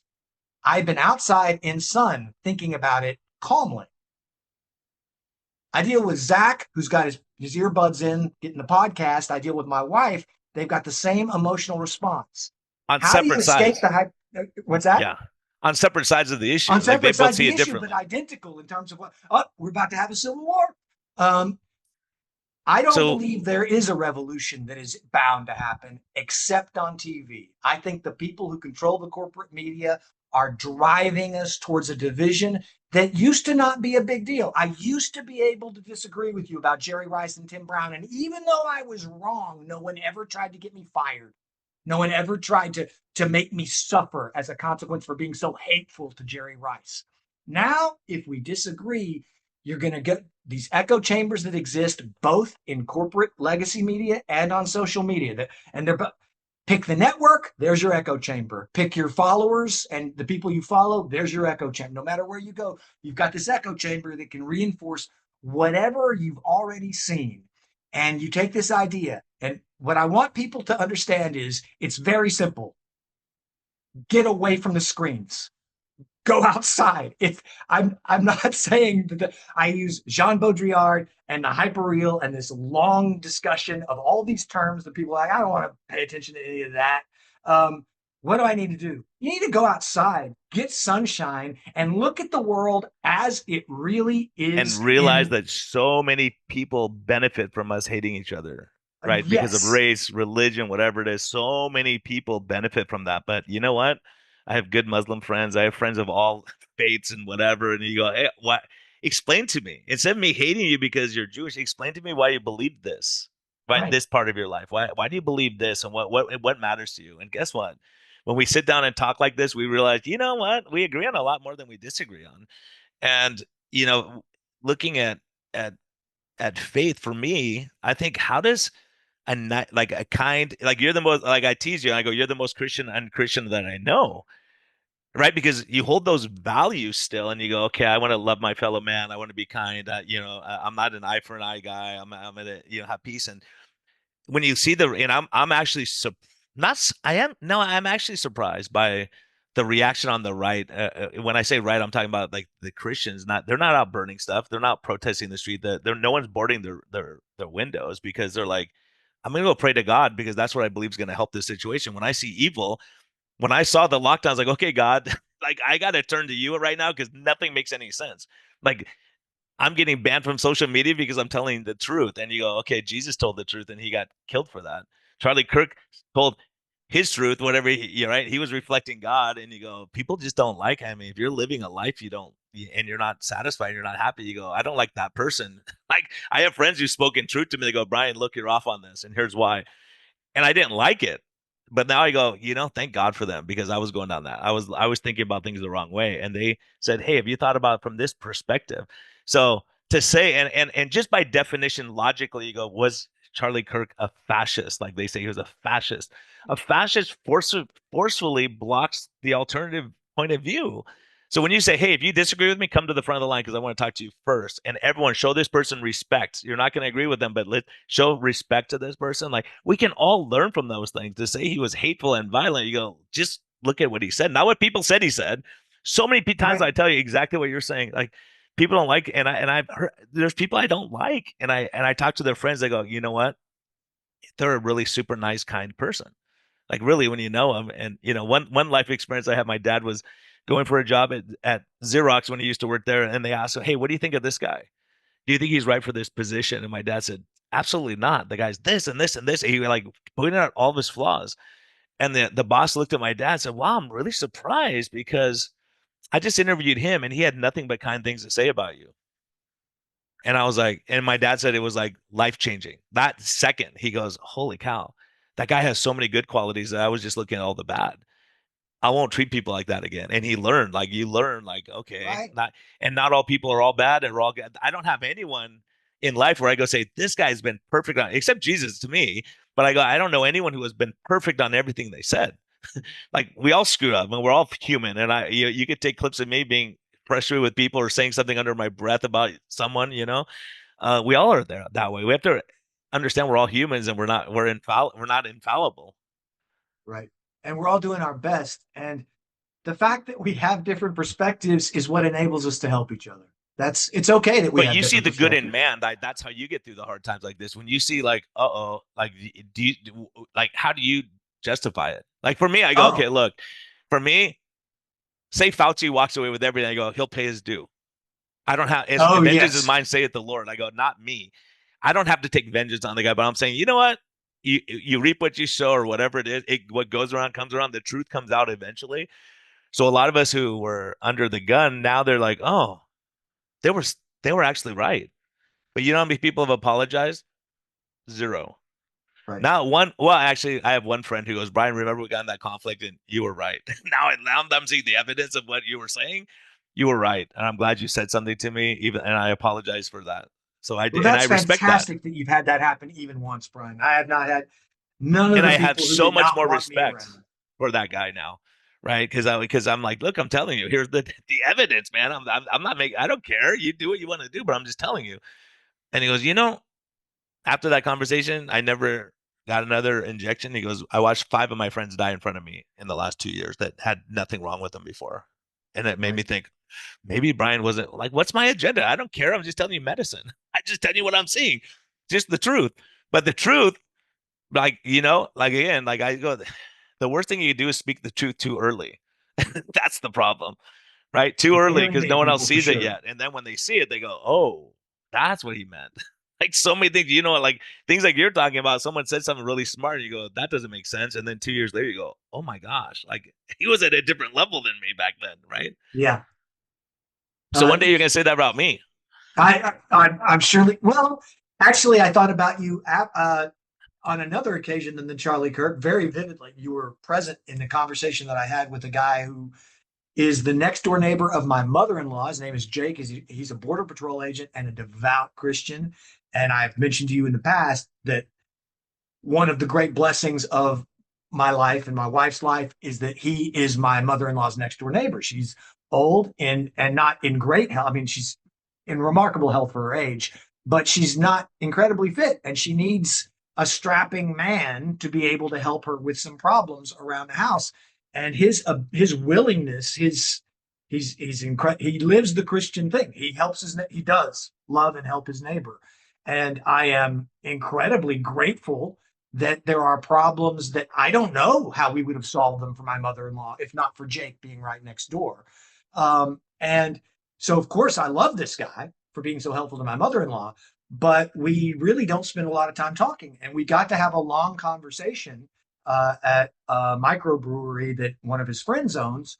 And in that long conversation, he did not try to convert me to Christianity, but it felt very much like a conversation with, "Hey, man, why aren't you a Christian? Why don't you accept?" And it wasn't a pressing, bullying conversation at all, but we were comfortable. We were both sitting there drinking our craft beer, having a nice, relaxing conversation. And it was just, why don't you tell me how you ended up where you are at your age? I'll tell you how I ended up where I am at my age. And that's all it takes to form a human connection with someone who politically doesn't share many of my views, and socially doesn't share a lot of my views. But he's a great guy. I know he's a great guy. Just like I know that my Biden loving neighbor next door is a great human being because I see what Mm, he does for the community. And so totally. I think he's wrong. How can you say Biden is the best president of your lifetime? That's so wrong. It doesn't keep him from volunteering his time to clean things up around the community. He probably doesn't think Jerry Rice was the greatest receiver of all time, too, probably. Right? He's Some so people just young, pick the he wrong doesn't side and even they know put who all their Jerry marbles was. on that side. But but that's what the difference between us is that we can look and go, yeah, this guy has good qualities, bad qualities. Here's what I like, here's what I don't like. And like you can't make these none of us are a caricature like you're saying. And so on social media, it's a caricature. You think all these people that are showing how great their life is and they're on vacation with their husband, that 2 years later they're divorced, you're like, oh, maybe it wasn't just vacations in Jamaica, right? Maybe it wasn't just all beach and like you realize like life is ugly sometimes. And and that's the because for me, the way I look at it is like I can tell you my story, my testimony, and I can tell you like how does Paul so Saul become Paul? How did this happen? How did this guy all of a sudden go, wait a minute, I've been trying to kill these guys, now I believe what they're believing? Like, what's wrong with me? Like, that's crazy, right? So when I see someone change from an MS-13 gang member, the head of MS-13 in Guatemala, to a clown who's blessing kids all over and he's a pastor now, and you go, how does that happen? What Right. happened to the guy? Like, what was his, why was it that one day Mike says there's no God, or that God, I don't know about this whole thing. And so let me reason this out. But these guys who are coming to church right now, it's not about reason. It's like they're touched. And I would think Right. that you're going to be the guy, because of your heart, your kindness, your open minded, that I'm just like your border patrol friend. I'm like, how can this guy not be Christian? How can it not be? Like, I don't understand. Like, with the evidence that you see and the kindness and the love and all this stuff, but that guy, all these things, you have a target on you. Because I go, I could debate Mike on religion and I can start throwing all this stuff out there, but the reality is, if God has a target, like me, I was reading because I was an intellectual to prove the Bible wrong, and the more I read, I go, huh. So some people who hate Charlie Kirk, the more they listen, they go, you know what? Not Maybe so this guy hateful. isn't what they told me he was. Maybe Right. not. Let me look for myself and decide, not what your political leaders are telling you, right? Right. So I think it's obvious to both of us that we've gone significantly over time. Yeah, man. So I I would love like it. to I ask, just want to ask you one last question that go bugs ahead. me. I Because want to make one more request if I can okay, after your question. okay. So I'm gonna ask you two questions, because the other one's important. This one's important too, because I'm curious about your answer on this one, because I saw that Charlie Kirk was on with Bill Maher, and he said, "You're an atheist." Yes. He said, "Do you hope you're wrong?" And I'm like, I wonder what Mike would say. Like, Mike, do you hope you're wrong, that there's a God, that there's a heaven where all the people that you've loved and cared about and the people who've done nice things to you, that they end up there? Or do you think, no, I hope I'm right and we all just die in our worm food? I so this isn't going to be a very satisfying answer to you, Brian, but really, um, I am deeply influenced by Richard Feynman. And I think that what we have to do if we want to know the truth is we really have to stay away from our hopes, what we hope to be true. If we want to know what the answer is, we have to quit hoping what the answer is and just look at the evidence as dispassionately as we can. So, because I don't know the answer, what I'm trying to do is not hope one way or another. I know that's kind of a cop out answer, but do you follow what I'm saying? Yeah. What I would don't convince want you? I What would don't want to convince hope. you Yeah, okay. if God It talks does. talk to you, right? You'd have to have God talk to you, or like something major where you go, wow, this is a God thing. Uh That there is a God. Like, what would prove it to you? Like, that's what I wonder, because you're an intellectual guy and you've weighed the evidence. I'm just curious, like, what would say, Brian, what could you say? What could someone do to make Mike say, you know what? I see the evidence of this kindness of people, and like what evidence would convince you to go, you know what? Maybe there is a God.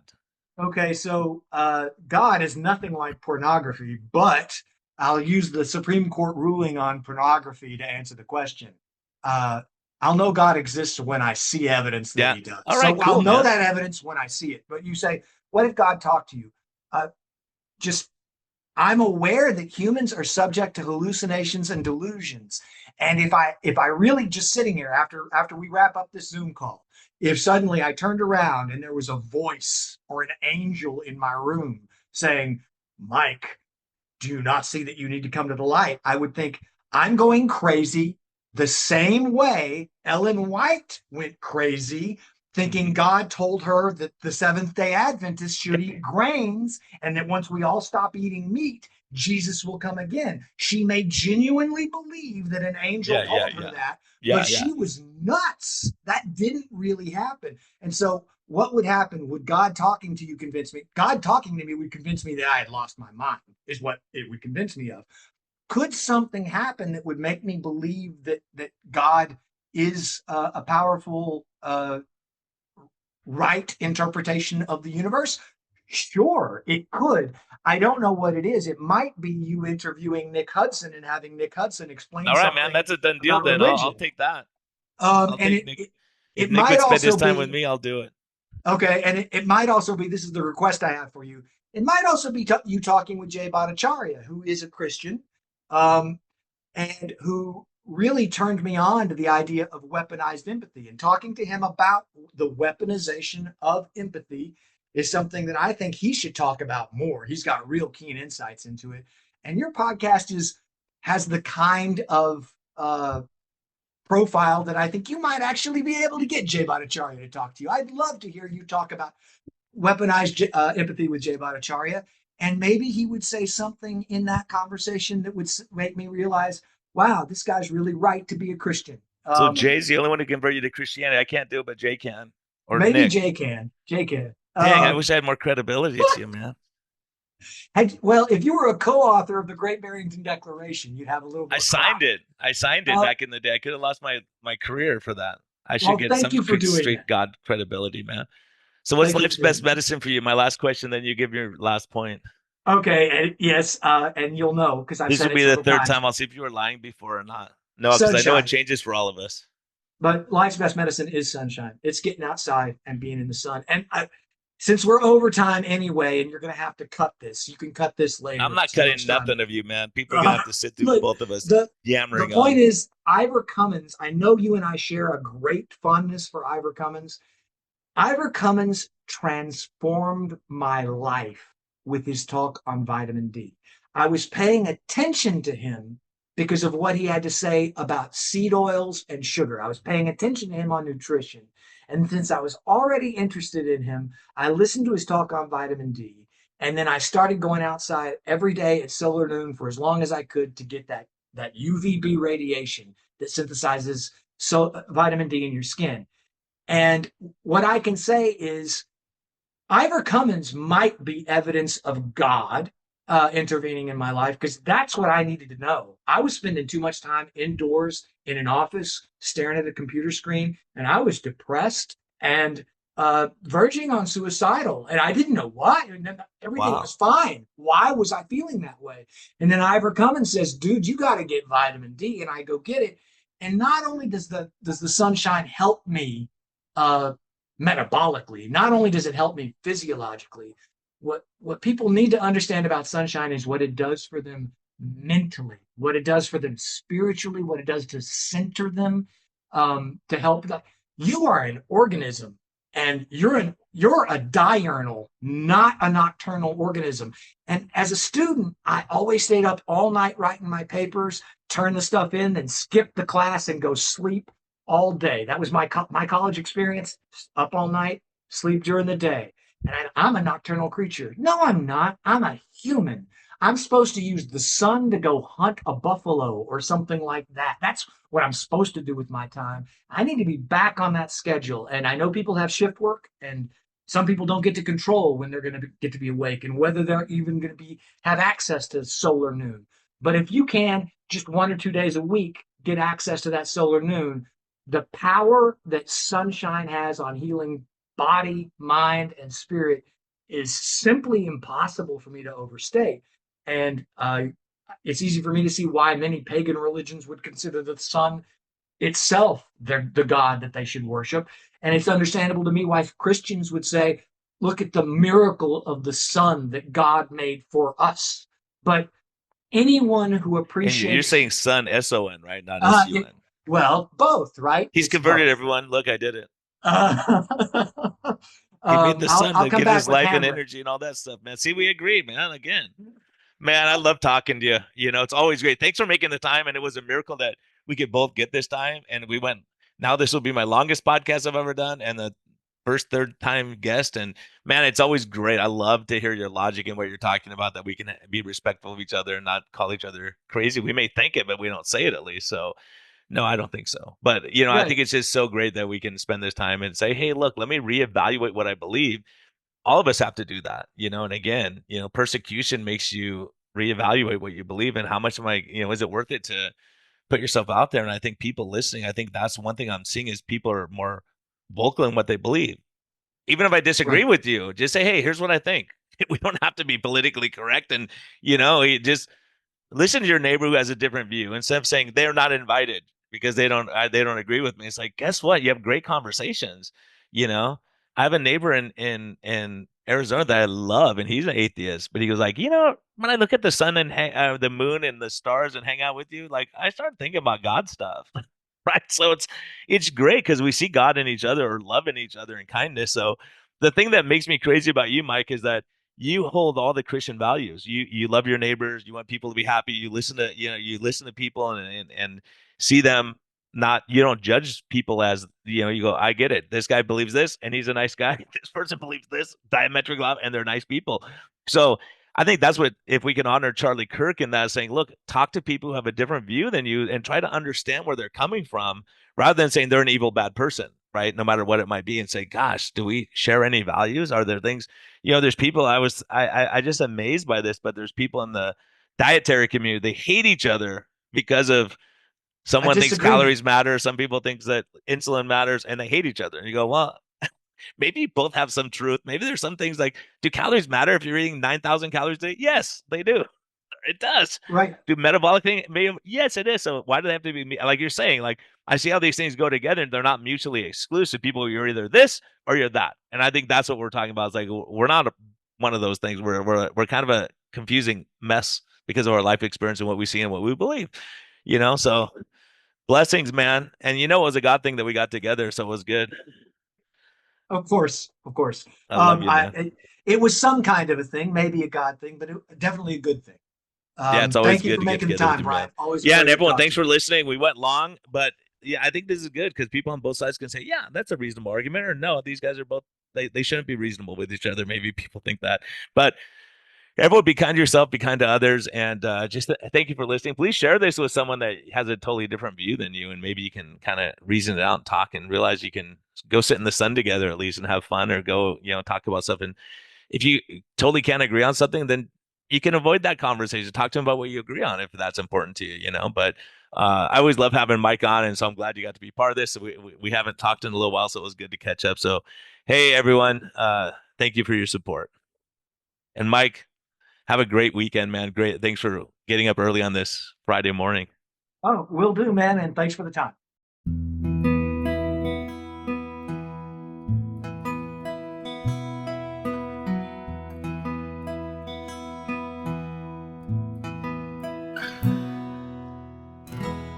Thank you for listening to this episode.